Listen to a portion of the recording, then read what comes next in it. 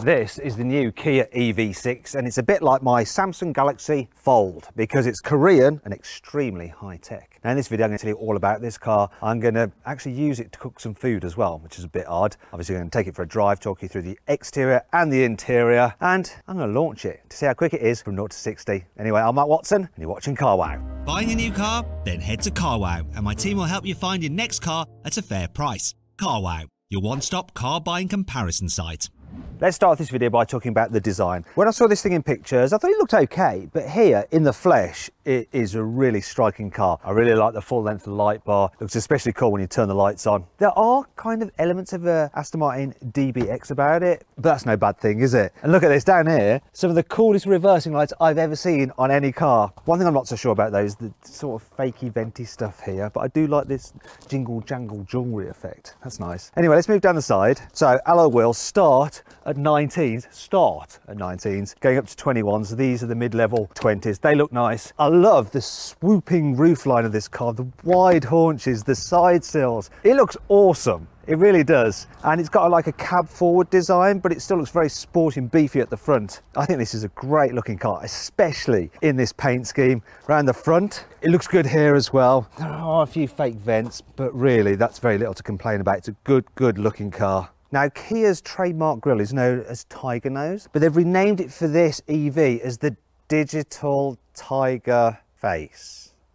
Okay. Now, this car starts at £41,000 and it's not bad considering the amount of spec you get with it. And if you want to make sure you're paying a fair price on your next car, click on the pop-out banner up there or follow the link below the video to go to Carwow. Alternatively, after this video, you can simply Google Help Me Carwow and my team and I will help you choose the right car for you and get it for a fair price from one of our trusted dealers. I love the interior design of this Kia EV6. It's really nice. The textured effect on the dash and the different lines, the blue lighting here, the screens. They actually have a coating on them which helps prevent glare so that you can see them even in direct sunlight. The quality is pretty good as well. It's only when you go further down that things get a bit scratchy, but it's to be expected really. I love the look of this center console. It does wobble a bit, but you know, these shiny bits on it really nice. This armrest is comfy. I like the fact that you've got a gear selector as a rotator rather than a gear lever like you get in some other EVs, which is just pointless. Steering wheel's cool. It's a really nice design. I'm impressed with what they've done, and the seats are lovely as well. This kind of velour effect. Apparently the seats are made out of recycled bottles.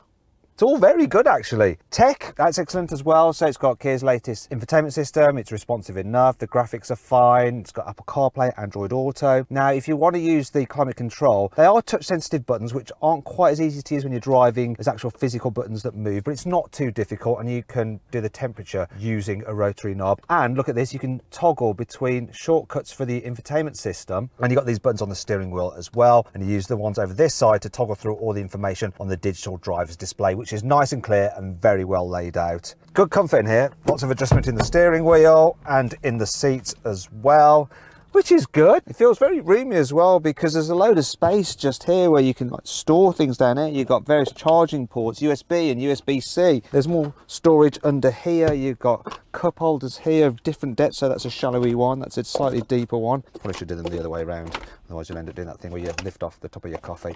Well, that stereo shut up. I knew I shouldn't have pressed the blooming radio button. Let's go back to map. Please refer to the map. Getting interrupted quite a lot here. Let's continue. So, big glove box. Look at the size of that. It goes back such a long way. And the door bins are huge too. And they're lined with felt so things don't rattle around in there. Good if you've got a posh glass bottle like this.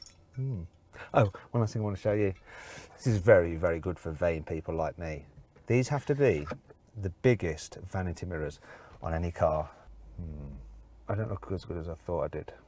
The Kia EV6 feels nice and spacious here in the back seats. So look how much knee room I've got. It's insane. Now, even though this car is slightly shorter on the outside than Kia's big Sorento SUV, because the wheels on the EV6 are further apart, the front and the back wheels, you've got more interior space. And because it's an electric car, the batteries are underneath the floor, which means you get a completely flat floor, because unlike in a internal combustion engine car, there's not like space for the exhaust or the drive shaft from the engine to the wheels at the back. So look at all that space we've got. The disadvantage of having batteries underneath the floor does mean that there's not that much of a distance between the floor and the seat, so you can feel a little bit like you're sitting a bit too low, but it's not too bad. It's just a shame that you can't really stretch your feet out that much under the chairs in front because they are quite low, but still there's so much room, it doesn't really matter. One minor issue could be for really tall people. The headroom, it's all right for me, but people over 6 foot may find it a little bit tight. In fact, there is a bit more headroom in a Ford Mach-E, and if you click on the pop-out button up there, you can watch my full in-depth video review of that car. There's very little to fault about this. Look, you've got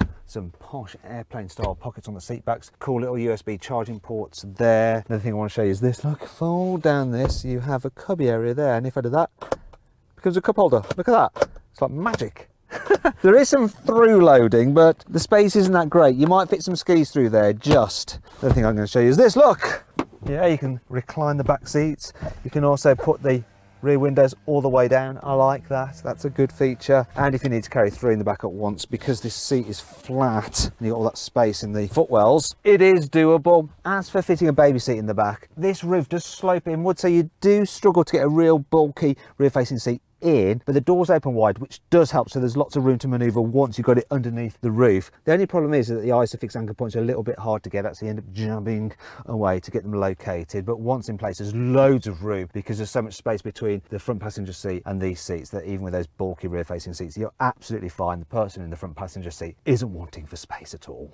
Now let's talk about the boot. So as standard, you get an electrically operated tailgate and you have 520 litres of luggage space. However, a Skoda Enyaq has 585 litres of space. And if you want to see my full in-depth video review of that car, click on the pop-out banner up there or follow the link in the description. So look, no load lip really to lift things over, and you can fit the load cover underneath the false floor. It's not the easiest thing to get out. Look, I'm struggling. You can do it. You just got to know the right way to do it. I'm going to use that in a second because I want to show you something else. There's quite a few of the cool features, like we've got nets here, we've got 12-volt sockets, and I like this. You can release the back seats and fold them down from those handles in the boot. And this is what I wanted this for. Look, you can slide things to the front because you have a continuous floor there with all the seats folded. That's quite good, but I'm not done yet. You see, you have some more storage space here under this lovely clamshell bonnet. Look, we have a front boot, a fruit. So it has a capacity of 52 litres, unless you have the all-wheel drive version, which has another motor at the front, and therefore you have less fruit space. It's only 20 litres. And that brings me on to 5 annoying things about this car. If you have the top of the range car with the Meridian sound system, the subwoofer for it goes in the boot and it takes up 40 litres of space, which means you don't have so much underfloor storage, which is a bit annoying because that's where you'd ideally keep all your cables, whereas here on this car they have to just be there. The head restraints protrude quite a way forward, so they push your head like that a little bit, which really isn't great for your posture. You want to be more like that, but you can't. For a practical family car, the rear visibility is, I mean, just look, can't see much, can you, out the back window? And these rear pillars create massive blind spots, which is really frustrating when you're pulling out of junctions. Depending on your preferred seating position, the steering wheel can sometimes block the top of the screen. It's a bit of a bugger. When you're creeping along in traffic, this car makes a weird groaning sound from its brakes. Have a listen to this.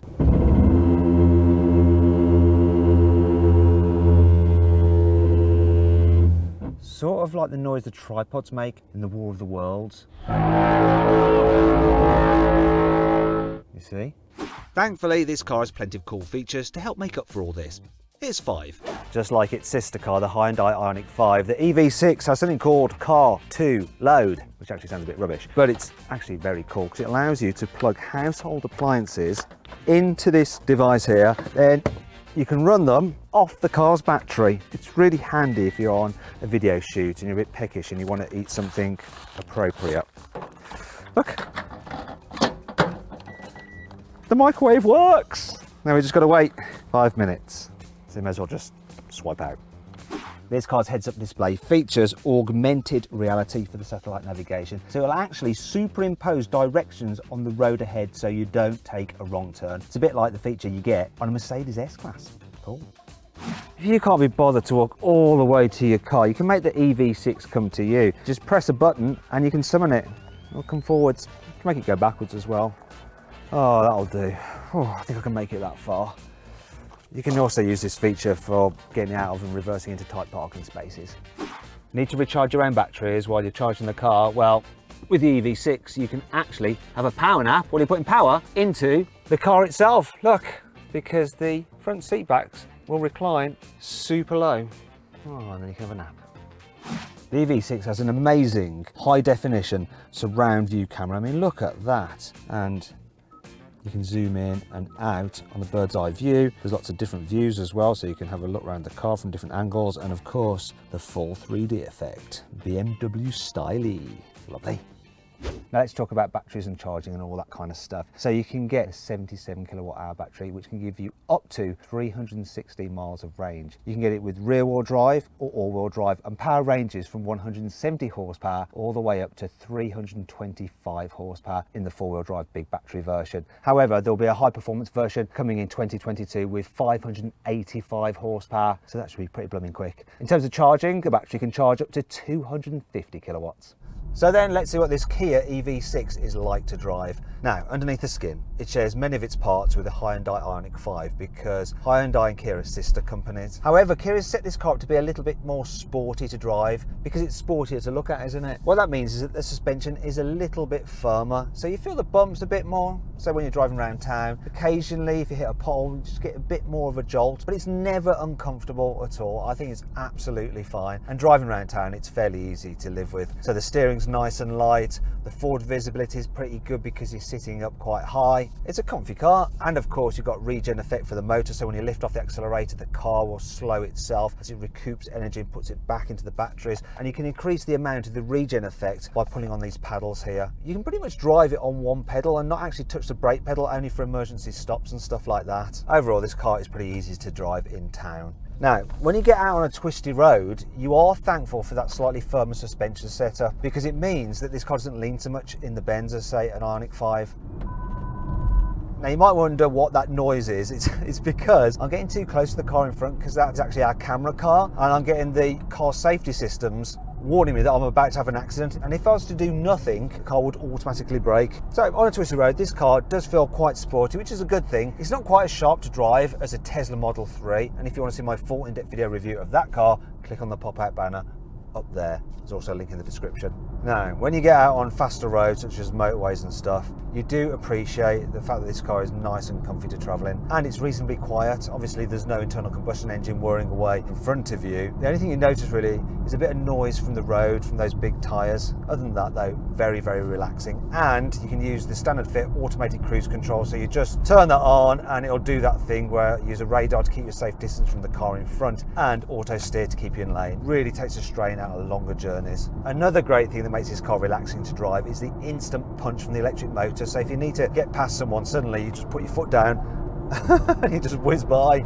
Speaking of the performance, I think it's time to launch this thing. This 325 horsepower dual motor version of the EV6 is supposed to do 0 to 60 in 5.2 seconds, but what will it really do? Well, I've got my specialist timing gear up here. I'm going to launch it. Let's find out.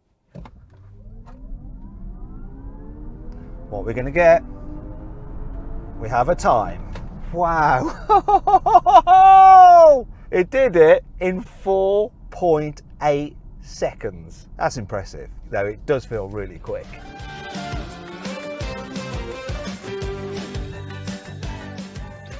So then, what's my final verdict on the Kia EV6? Should you avoid it? Should you consider it? Should you shortlist it? Or should you just go right ahead and buy it? Well, I reckon you should just go right ahead and buy the Kia EV6. It's an absolutely brilliant EV, plus you can use it to cook your dinner.